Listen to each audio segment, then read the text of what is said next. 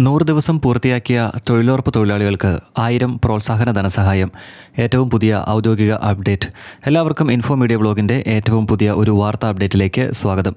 കേരളത്തിലെ തൊഴിലുറപ്പ് തൊഴിലാളികൾക്കിടയിൽ ഇപ്പോൾ ഏറ്റവും കൂടുതൽ ചർച്ചയാകുന്ന ഒരു വിഷയമാണിത്. 100 ദിവസം തൊഴിൽ പൂർത്തിയാക്കിയവർക്ക് ഈ വർഷവും 1000 പ്രോത്സാഹന ധനസഹായം ലഭിക്കുമോ?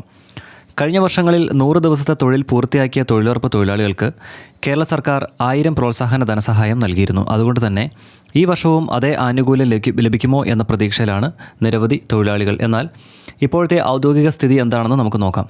നിലവിൽ ഈ വർഷത്തേക്കുള്ള 1000 പ്രോത്സാഹന ധനസഹായം അനുവദിച്ചുകൊണ്ടുള്ള ഔദ്യോഗിക സർക്കാർ ഉത്തരവ് ഇതുവരെ പുറത്തിറക്കിയിട്ടില്ല. അതായത് ഈ വർഷത്തെ ധനസഹായം സംബന്ധിച്ച് സർക്കാർ ഇതുവരെ സ്ഥിരീകരിച്ച പ്രഖ്യാപനം നടത്തിയിട്ടില്ല. അതിനാൽ 1000 അനുവദിച്ചു, ഉടൻ അക്കൗണ്ടിലെത്തും എന്ന രീതിയിൽ സോഷ്യൽ മീഡിയയിൽ പ്രചരിക്കുന്ന സന്ദേശങ്ങൾ ഇപ്പോൾ വിശ്വസിക്കാൻ ആയിട്ടില്ല. പലരും ചോദിക്കുന്ന ഒരു ചോദ്യമുണ്ട്. കഴിഞ്ഞ വർഷം നൽകിയപ്പോൾ ഇത്തവണയും കിട്ടാനുള്ള സാധ്യതയുണ്ടോ? അതിന് ഇപ്പോൾ പറയാൻ കഴിയുന്ന മറുപടി ഇതാണ്. മുൻ വർഷങ്ങളിൽ ഈ പ്രോത്സാഹന ധനസഹായം നൽകിയിട്ടുള്ളത് ശരിയാണ്. അതുകൊണ്ട് തന്നെ ഇത്തവണയും സർക്കാർ പരിഗണിക്കാൻ സാധ്യതയുണ്ടെന്നുള്ള പ്രതീക്ഷ തൊഴിലാളികൾക്കിടയിൽ ഉണ്ട്. പക്ഷേ സാധ്യതയും ഔദ്യോഗിക പ്രഖ്യാപനവും രണ്ട് വ്യത്യസ്ത കാര്യങ്ങളാണ്. സർക്കാർ ധനസഹായം അനുവദിക്കണമെങ്കിൽ ആദ്യം ധനവകുപ്പിൻ്റെ അനുമതിയും തുടർന്ന് സർക്കാർ ഉത്തരവും പുറത്തിറങ്ങണം. അതിനുശേഷമാണ് വിതരണം സംബന്ധിച്ച നടപടികൾ ആരംഭിക്കുക. ഇതിനിടെ തൊഴിലുറപ്പ് പദ്ധതിയിൽ ചില പ്രധാന മാറ്റങ്ങൾ വന്നിട്ടുണ്ട്. കേരളത്തിൽ തൊഴിലുറപ്പ് തൊഴിലാളികളുടെ ദിവസവേതനം 401 നിശ്ചയിച്ചിട്ടുണ്ട്. കൂടാതെ പുതിയ കേന്ദ്ര പദ്ധതിയുടെ ഭാഗമായി 100 ദിവസത്തിൽ നിന്ന് 125 ദിവസമായി തൊഴിലുറപ്പ് വർദ്ധിക്കുന്ന തീരുമാനവും വന്നിട്ടുണ്ട്. അതായത് ഇപ്പോൾ സർക്കാർ കൂടുതൽ ശ്രദ്ധ കേന്ദ്രീകരിക്കുന്നത് തൊഴിലാളികൾക്ക് കൂടുതൽ തൊഴിലും മെച്ചപ്പെട്ട വേതനവും ഉറപ്പാക്കുന്നതിനാണ്. അതേസമയം 1000 പ്രോത്സാഹന ധനസഹായത്തെക്കുറിച്ച് ഔദ്യോഗിക തീരുമാനങ്ങളൊന്നും തന്നെ വന്നിട്ടില്ല. തൊഴിലുറപ്പിനെക്കുറിച്ചുള്ള കുറച്ച് സുപ്രധാന വിവരങ്ങളാണ് ഇനി പങ്കുവയ്ക്കുന്നത്. ജോലി ആവശ്യപ്പെടാനുള്ള അവകാശം. പലരും കരുതുന്നത് പഞ്ചായത്ത് വിളിച്ചാൽ മാത്രമേ ജോലി കിട്ടൂ എന്നാണ്. എന്നാൽ അത് ശരിയല്ല. തൊഴിലാളിക്ക് ജോലി ആവശ്യപ്പെട്ട് പഞ്ചായത്തിൽ അപേക്ഷ നൽകാനുള്ള അവകാശമുണ്ട്.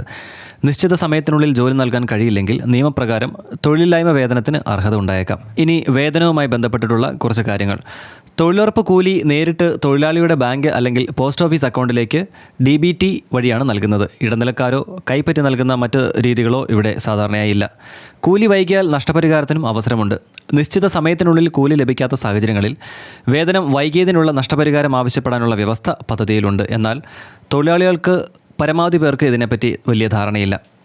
കേരളത്തിലെ ട്രൈബൽ പ്ലസ് പദ്ധതിയുടെ ഭാഗമായി അർഹരായ പട്ടികവർഗ കുടുംബങ്ങൾക്ക് സാധാരണ തൊഴിൽ ദിനങ്ങൾക്ക് പുറമെ അധിക തൊഴിൽ ദിനങ്ങളും ലഭിക്കുന്ന സംവിധാനങ്ങളും ഇപ്പോൾ നിലവിലുണ്ട്. ഇത് പലർക്കും അറിയാത്ത ഒരു ആനുകൂല്യം കൂടിയാണ്.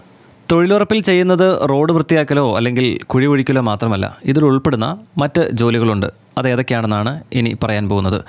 ജലസംരക്ഷണ പ്രവർത്തനങ്ങൾ, കുളം നവീകരണം, വൃക്ഷത്തൈ നടീൽ, മണ്ണ് സംരക്ഷണം, കനാൽ ശുചീകരണം, ഗ്രാമീണ പൊതുമുതൽ നിർമ്മാണ പ്രവർത്തനങ്ങൾ, അർഹരായ കുടുംബങ്ങൾക്ക് വ്യക്തിഗത ആസ്തി വികസന പ്രവർത്തനങ്ങൾ കൂടി നടത്താം.